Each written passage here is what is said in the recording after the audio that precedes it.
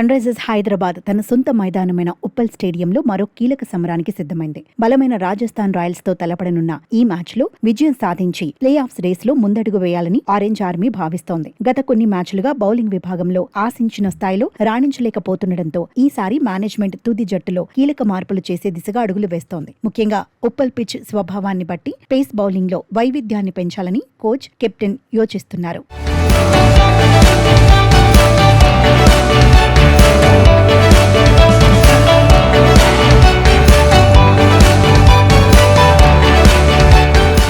ఈ క్రమంలోనే యువ ఫాస్ట్ బౌలర్ శివం మావి జట్టులోకి రావడం దాదాపు ఖాయంగా కనిపిస్తోంది. సీనియర్ బౌలర్ జయదేవ్ ఉన్నత్గత్ స్థానంలో మావిని బరిలోకి దింపే అవకాశం ఉంది. 2018లో అరంగేట్రం చేసిన మావి తన కెరియర్ లో ఇప్పటి వరకు 32 మ్యాచ్ల్లో 30 వికెట్లు పడగొట్టాడు. 2026 మినీ వేలంలో 75 లక్షల బేస్ ప్రైస్ కు దక్కిన ఈ బౌలర్ చివరిగా 2022లో కోల్కతా తరపున ఆడాడు. సుదీర్ఘ విరామం తర్వాత సరైన లయలో ఉన్న మావి రీఎంట్రీ ఇస్తే అది హైదరాబాద్ బౌలింగ్ విభాగానికి కొత్త ఊపిరి పోస్తుందని విశ్లేషకులు భావిస్తున్నారు. అతను కేవలం వికెట్లు తీయడమే కాకుండా డెత్ ఓవర్లలో పొదుపుగా బౌలింగ్ చేయగల సామర్థ్యం కలిగినవాడు.